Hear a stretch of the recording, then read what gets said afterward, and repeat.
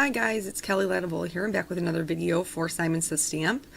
So when I sat down to make this card, I wanted to use these adorable little characters from the newest release. So today I'm going to be using the Thank You Teacher set, Encouraging Animals, and then Summer Flowers. And I'm going to do a beach scene because it is August and I have not done a beach scene yet.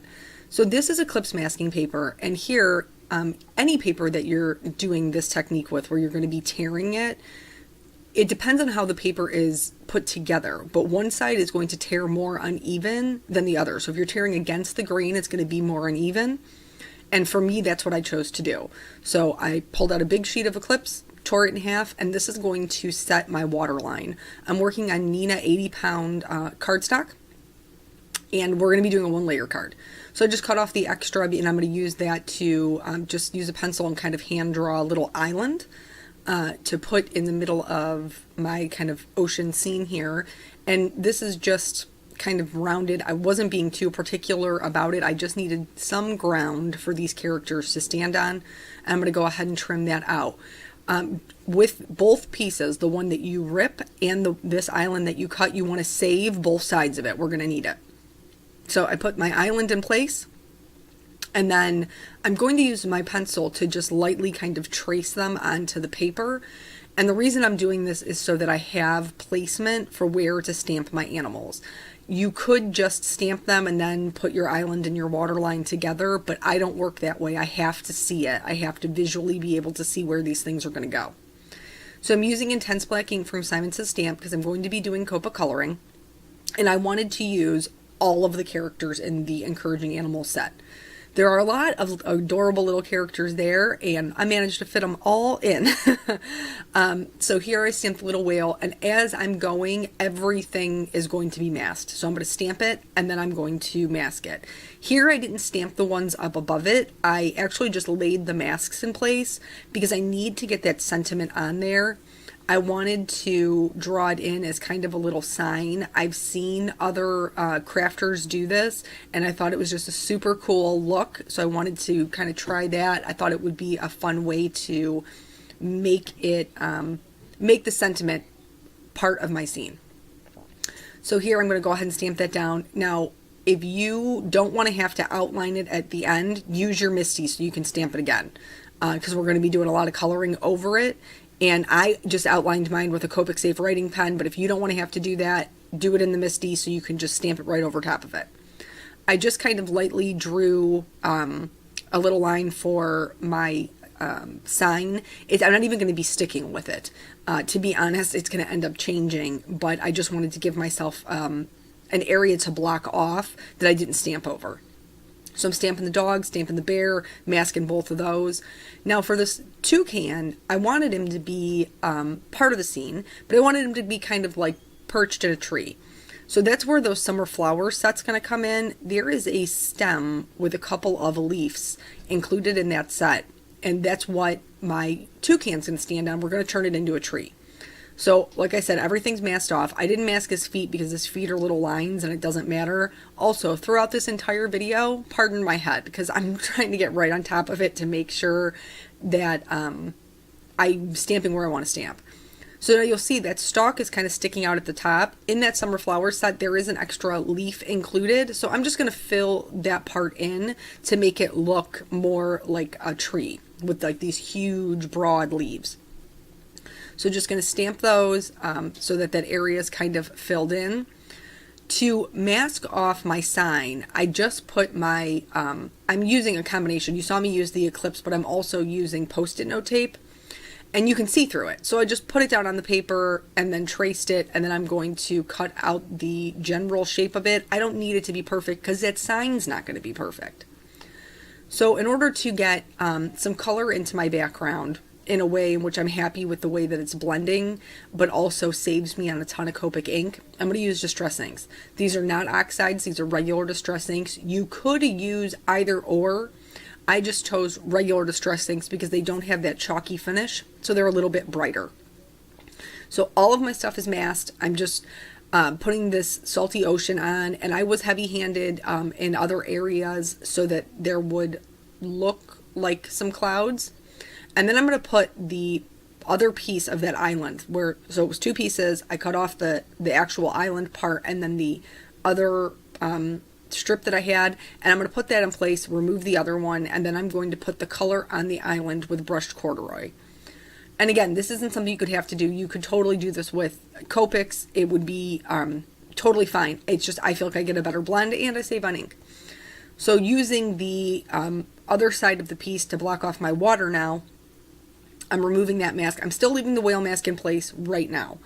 And then I'm going to color the water with peacock feathers. I did go in and add some salty ocean, so there would be some color variation.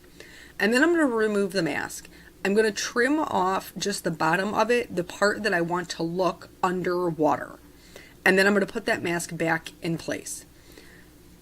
I don't necessarily know that you need to do this to put this mask back in place. I did because I wasn't sure how it was going to look. This is the first time I never tried anything like this. So I put it down and then I put the peacock feathers back over top of it, but I didn't like the straight line.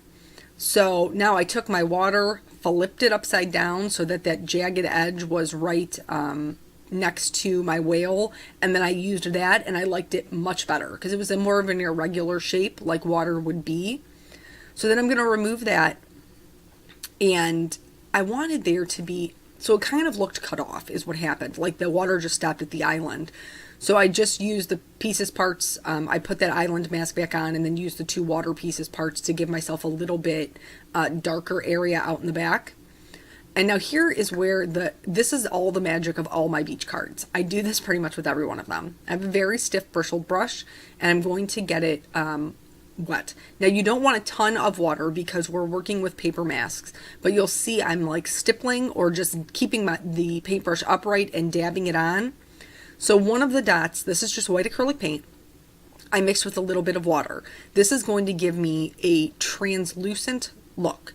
So it's gonna, I use it to create clouds in any sky, but again, remember, paper masks, so be very aware of how much water you're putting down. And then I'm also going to use it to create some waves crashing in the water as well as on that beach. So I'm going through with the translucent one first, being very careful about my moisture level, and then I'm going to go in with the one that's just straight white acrylic paint. This is going to be substantially more opaque, and I use less of this, but just a super cool technique to kind of take that scene up to the next level. And even if you're not into scene cards, even if you're just doing a cute little water scene so you can use this little whale, this is still a technique that you can use that looks awesome because it does create that spray look because it's so inconsistent in its application with that stiff brush. So now I've let that dry completely. I've removed all the masks and I'm going to go in and erase those pencil lines. Most of it, anywhere that I couldn't erase it, was pretty much covered up by that distress ink. And then anywhere that wasn't, like on the animals where I drew the island, that's going to get covered up. I'm going to go in with a Copic Safe writing pen. For me, my preference is EK Success writing pens, but you could use multi-liners or microns, whatever you have that's Copic Safe. And I'm going to outline the sign. Now, you might think, well, that's kind of difficult. It's not. Make wavy lines, I promise you, because it's supposed to be a beach sign, so it's not going to be perfect. It's going to have notches, and it's so much easier to just draw a slightly wavy line. Now you did see on the left hand side I drew kind of like a little shadow, and that's just to give it a more 3D look. I'm going to go in straight to this Copic coloring. It's a longer video, I know that, but I've been really into scene cards lately and they're just long. They just are. So here I'm doing the C1, the C3, and the C5. I typically tend to color as if my light source is in the top right hand corner.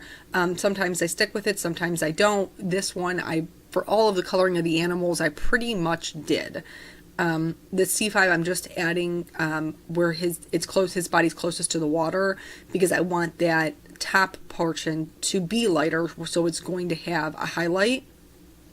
Blend those all together, and then I'm going to go back in with the C3 and hit the little parts of his body that are underneath the water, so it really does look like he's underwater. So he's got this wave that's he's bringing up as he surfaces, and but you can still see his little body underneath. The only other, I'm going to do the little part on this toucan that is white around his eye area, and it looks really dark right now, and it's going to be the same thing with this dog. It's going to look really dark right now, but wait until we start adding the other colors. It will look white and not gray. So for the dog, because the light source is in the top left-hand side, shadow's going to be down to the bottom right. So his little ear would have some shadows there. It would also have some shadows where his ear's hanging over his face, where his collar is on his body would be a little bit darker. I left a little highlight on the tops of his foots, because on his feet, because they would stick out farther than his body, so they would catch some of that sunlight. And then just adding a teeny tiny little bit of shading to his tail back there. So this is, I mean, pretty simple, but when you're coloring things white, you want to make sure that you're leaving some white area. You're really just putting in the shadows. That's all that you're doing. And for the C5, I didn't even put it everywhere. I just put it where I thought it would be darkest. Just blending that out with the C1. And like I said, it does look dark right now, but it won't forever. So just hang tight. Now on the other side of the cool gray scale, we're going to use that to color our toucan black. I pulled up some photos on Google of what toucans look like, because I had a general idea in my head. I knew they had really brightly colored beaks and dark bodies, but I wasn't sure about his tail feathers, if they were all supposed to be black or not. And I knew there was an area on their beak that was black, but I wasn't sure which part it was. Turns out it's mostly toward the tip. So here I'm filling everything in with a C5. And right now it doesn't look black at all, but we're going to build it up and it will. So coloring those areas in. For the C7, I'm going to start flicking up from the bottom of his beak.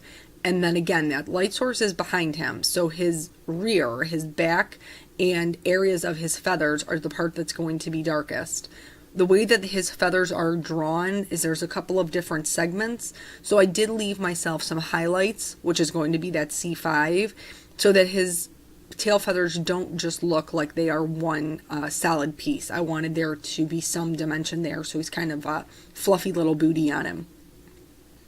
For the 100, which is the actual black, I'm only adding just little lines of it, and then again I'm blending back out towards my lightest color. And as I go, you'll see less of that C5. I just have a tendency to leave myself a really generous highlight in the beginning, so that by the time it's the end, I can fill it in and I don't have to worry about it not being there. If I go heavy-handed in the beginning, I typically tend to lose my highlight. So now his whole body is black. While I had those out, I also outlined his eye, because their eyes are black. And then I also added some shading to my bee. Not really some shading. I just kind of filled in that area because it didn't stamp as dark as I had wanted it to. That was my own fault. For the beach, the E50 series is pretty much my go-to for sand. It's pretty much my go-to for everything. It's probably my favorite brown combination, because it's a slightly warmer than neutral brown. So for the texture in the sand, I'm just doing stippling, which means a series of dots. And the further they get away, the smaller that they are, the more dots you have in an area, the darker it's going to be. It's typically how you shade with those. But for this, I'm just doing dots because I just want that sand texture. I didn't want it to be flat. I'm going to use the same E50 series for my sign. I tried to, because there is so much going on in this card, I tried to keep my colors, I guess, throughout the colors similar throughout the card. So if I could find a way to use the colors again, I did. So here I'm adding shading from the left and the right of the sign, and then you'll see I'm doing some streaks of color in the center, and this is just to give kind of the illusion of planks. You could do actual planks, but because my sentiment is a bit more detailed in some areas, I already knew I was probably going to make it a little bit hard to read with all of my shading, so I didn't want to add even more by doing actual planks. So I'm using the tip of the marker and doing flicking motions. You'll see sometimes I'm adding some triangles. This is to just play up those areas where it's indented, and then again just doing a line or two here and there in the center of it to give the illusion of those wooden planks. Same thing for the post at the bottom here. You'll see me going up and down, which is just the illusion of some wood grain. The E57 is going to be the darkest color that I actually do on the sign part that has the sentiment on it. And I'm not adding very much. I'm leaving that the center, I'm leaving it pretty light. I want this to be legible, but I do want it to look kind of like this weather-beaten sign. And again, just adding those little triangles of color, stretching it out where I can. I'm adding some little streaks in the middle, but not a lot. I am going to be a little bit more heavy-handed for that area on the bottom. That's going to be like the drop shadow part of it that gives it that 3D look. And that's actually going to be the only area I add the E59 to. I need to make sure that that is darker, first of all, because it's the bottom portion of the sign, so I don't want it to be light as the front, but also because it's on the left and bottom side, it's going to be darker. It's not going to have any light on it. The lighter edge that you see on the left hand side is going to be bounced light from the water. So now I'm just doing the same thing. I'm blending those things out. You'll see there's a lot of white area, and the reason I left that white is so that when I went in with this E53, it would be only one coat of it, so it would be very light. Going to use these same E50s to color my dog's spots. When you're doing things like this, these spots, you have to remember not to shade them like separate objects, because they're not. They're part of this dog. So when I'm doing the spot next to his ear, there is going to be some shading, but mostly on the bottom. There's not going to be any shading really on his left-hand side of that spot on the bottom, because it is not a separate entity. It is really only going to be shading from the bottom up, because it's still part of his body. So now we're going to start working on the brighter colors. I forgot to mention before, I use those same cool grays to color in his glasses, that cat's glasses. If you don't feel comfortable doing that with a marker, that's fine. Do it with a pen. No big deal. So here I'm just adding lightest to darkest. My darkest colors are going to be on the bottom. I also hit up that flower and my dog's collar. And that's just going to, bring in those bright colors, tie them together. And I'm going to use the yellow, this Y08, to color in my bee as well as my flower center, and then the whole, this whole section of the beak. Really, really brightly colored. I love it with the black. I love bright colors with black. Going to use this Y38 to do minimal shading on my bee, also shade the beak, and then the Y04 up from the bottom, the same thing, the really light hand, small flicking motions, and then just a little bit of red at the bottom. Go back over that with the orange. It is a strong red, so you want to make sure that you kind of temper that, and then covering, just the whole thing with the yellow so it all blends in. Got to start working on those leaves now. Now you're going to be looking at this color combination like, Kelly, none of these things even match. And you are correct. But that doesn't mean that they won't work together. They aren't part of the same blending family. You wouldn't maybe necessarily think about doing a BG49 with a B99, but it's going to be all right, people. It's going to be all right, because they'll work. This is one of the reasons why I encourage you to, just kind of play around with what you have. So for this particular leaf, it is dented in, so that shading is going to be darker in the center, because that's the way that the leaf is drawn. I'm just going to do a very little line of that B99, and then I'm going to start blending everything back out so it really plays up that cup shape. Now I'm going to do all of the leaves. I'm just going to show you this one. I'm going to do all of the leaves off camera, so that way you could just see how I did this. I did the same. I did them all the same. I felt like they were a little kind of flat, so I'm going to go back in with that Y08 and just add some Y08 to just various parts of the tree, and that's really going to brighten it up. Blend that back out with the BG23, so it's not too in your face, but it just adds some color variation and some brightness to the card, which I really felt like it kind of needed. I picked a different E family or brown family, the E25s, to do the bear and the cat. And the reason that I did that is because I didn't want it to be all the same shade of brown. This is a little bit warmer, though they are very similar. I didn't want anything that was going to be too different or that was going to compete. So while I'm coloring this little bear, I'm going to tell you basically what my idea was. So I wanted to do the beach scene. I wanted to include all of the characters. I told you that. And so I knew, for that little whale, there was going to be some water. And I just thought it would be kind of like a cute idea to have like this little welcoming committee to this island. And their little motto is be somebody who makes everybody feel like somebody, which realistically should be all of our mottos. It's just a wonderful idea to be that person who makes somebody feel like they matter, because everybody does. So I just thought it would be just a cute idea to have this little grouping, waiting on this island, waiting for, these people to arrive so that they could make them feel super special. I bet it's an island full of crafters, because crafters are the best, nicest people. So anyway, that was kind of the idea. Back to the coloring. This little bear, so you can see the darker portion, everything's on the left hand side. Now I did have a small error, which is not shocking. In all of my cards I have an error because I am not perfect. So I picked up the E27 instead of the E25. Not a big deal. He's just a little darker than I had originally intended him to be. It's not anything that's like the be all end all, and at this point we're so far involved in this card, like who was starting over? Nobody was starting over. So I'm going to blend that out with the lightest color, making sure you can see I left those little highlights on his legs, on his arms.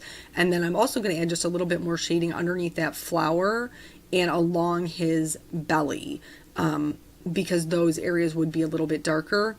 For the cat, same color combination. So I'm just going to fill him in all with the lightest color. What is this, E21? But not his glasses, because I've lost my mind and I can't let any of the details go. Pretty much is what happens to me. So again, we're doing the shading as the light sources in the top right hand corner. So a lot of shading on the left hand side, but also shading underneath his glasses where they're sitting on his face, and then underneath his arm where it's laying on his belly. He does have a little bit of booty that shows like in between his legs that will have a darker shading, and then on the bottoms of his arms. So I'm going through and doing all of the shading first. Now, mind you, there isn't anything wrong with just adding the shading and then leaving him be. But I can never leave anything alone. Sometimes maybe it's too much detail, but it is what it is, and I just kind of roll with it. So adding those shadings all the way out to my darkest color, and really I'm just adding little lines of those darker colors. I want to make sure that his belly stays really light, and so does the top of his arms, but I wanted him to be kind of a little tabby. So I'm going to go back in with the E23 and start drawing these little triangles, which is a traditional pattern for a tabby cat. And I don't personally own a cat, but I know that they often don't like water. So this guy is like, his feet are in the surf. He's totally cool with it. So just adding those little triangles. There were some areas where that was not dark enough. So I went back in with the E25 and just made them a little bit darker. When I do the blending out, it really, really lightened up those markings. When I did the E21 kind of all over everything, and then you could see them, but they were very, very subtle, more so than what I wanted them to be. So after I blended everything out, I did go back in with the, I think it was the E25, and just kind of bolstered up those markings a little bit so that you could really tell that he was it was a 23. That's what I went in with, a 23. So that you can really see those markings that he is a tabby cat. The R20 I'm going to use just for inside the cat's ears, his nose, and then inside the bear's ears. So there's just a little bit of pink. For his glasses, because I told you I can't leave anything alone. I wanted them to be like polarized sunglasses, so they would reflect what he was looking at. So I pulled out my B02 and my B04 because that was pretty similar to the color of the sky, that salty ocean. And then I also shaded the bottom of the glasses as if it was looking at the water. Now, I would recommend, if you were going to do this, that you wipe off his eyes, because mine are still very clearly there. I didn't think it distracted too much from what I was trying to go for, so I just left it. But yours would probably be better off if you didn't have those things. I added some of that BO2 to the bee's wings and then blended out with the zero marker. I'm also going to add in some clouds in his glasses with that zero marker. And then you saw me using the C marker, and that was just to like put in some islands. I'm gonna do like a starburst on his glasses, which would be like the reflection of the sun. And then also I'm adding some highlights with that white gel pen to their noses and their eyes. I outline all of my images. You certainly don't have to do this, but it's something that I do, and that's why the sentiment was a little bit more legible. Here you can see. The last thing I'm going to do is add some clear Wink of Stella to the water, to the glasses, and then kind of to any place that there was a highlight, because I never think there's enough shimmer. So that's basically the whole card. I hope you guys learned some different techniques that you would maybe apply to your own cards. Thank you guys so much for joining me, and I'll catch you on the next video. Bye.